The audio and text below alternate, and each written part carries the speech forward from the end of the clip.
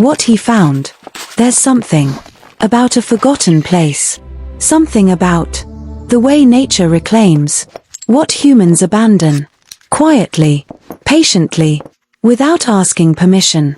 This boathouse had been sitting here for nobody quite knew how long. 30 years. Maybe 40. The neighbors had stopped looking at it. The town had stopped talking about it. It had just become part of the landscape. Like a scar. You stop noticing after a while.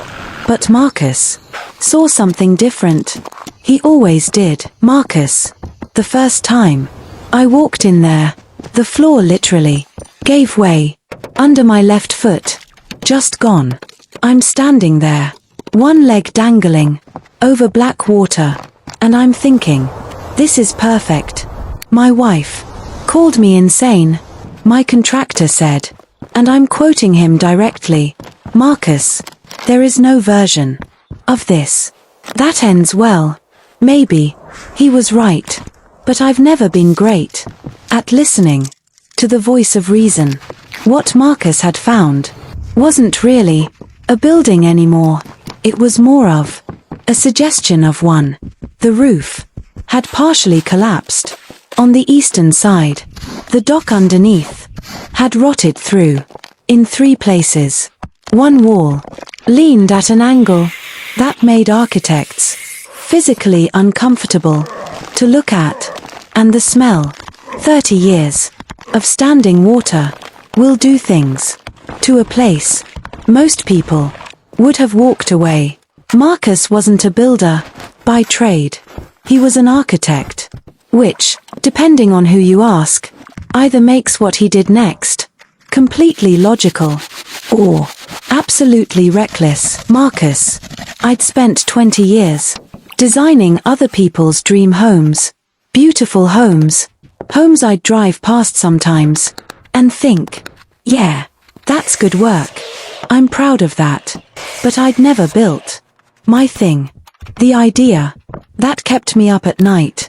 And this wreck, this impossible, waterlogged, structurally offensive wreck of a place. This was the one. The property had been purchased at auction.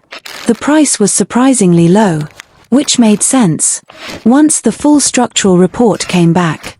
Foundation pilings compromised. 2 of the 4 load-bearing walls beyond repair. Electrical system non-existent. Plumbing non-existent. Heating non-existent. What was there, though? What had survived was the bones of something remarkable.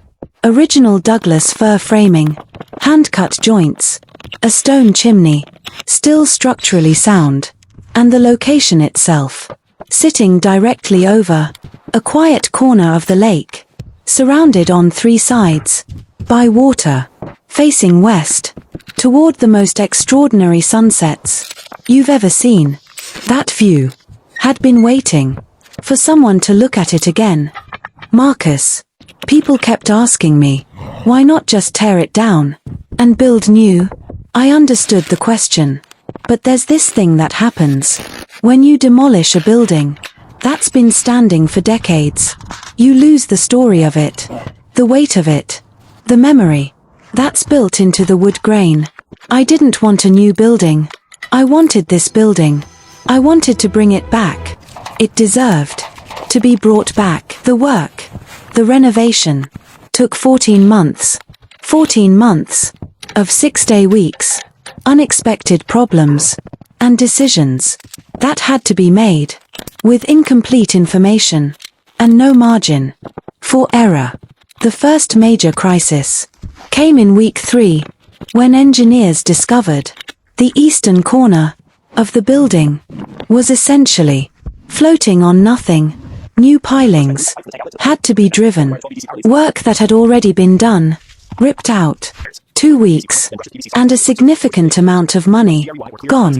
Marcus didn't flinch, not visibly, anyway. Marcus, I'd spent 20 years designing other people's dream homes, beautiful homes, Homes I'd drive past sometimes and think, yeah, that's good work. I'm proud of that. But I'd never built my thing. The idea that kept me up at night. And this wreck, this impossible, waterlogged, structurally offensive wreck of a place. This was the one. The property had been purchased at auction. The price was surprisingly low, which made sense. Once the full structural report came back, foundation pilings, compromised, 2 of the 4 load-bearing walls, beyond repair, electrical system, non-existent, plumbing, non-existent, heating, non-existent. What was there, though? What had survived? Was the bones of something remarkable. Original Douglas fir framing, hand-cut joints, a stone chimney, still structurally sound, and the location itself, sitting directly over a quiet corner of the lake, surrounded on 3 sides by water, facing west, toward the most extraordinary sunsets you've ever seen. That view had been waiting for someone to look at it again. Marcus, I'm not going to stand here and tell you it was easy, or cheap, or that I always knew it would work out. It wasn't. And it wasn't. And I didn't. There were 3 separate moments where I genuinely considered stopping. Not pausing, stopping. Walking away. Cutting losses. Being the sensible version of myself that I've never quite managed to be. But here's the thing about a project like this. At some point it stops being about the building. It becomes about something else.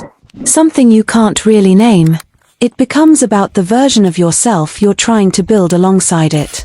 On a good morning, a still morning, when the lake is flat, and the mist hasn't lifted yet, Marcus says, it's almost too quiet. You can hear the water moving underneath the floor, the wood settling, sounds the building makes, just existing. Marcus, people ask me if it was worth it. I don't know how to answer that. Worth it? Compared to what? A sensible investment? A normal renovation? A life where I made the cautious choice. I wake up every morning, above water. There's light coming through wood that was cut before my grandfather was born. There's a fireplace, built from stones, that were here before any of us. I didn't build this place. I just gave it another chance. That's all any of us can do. For anything worth saving, isn't it?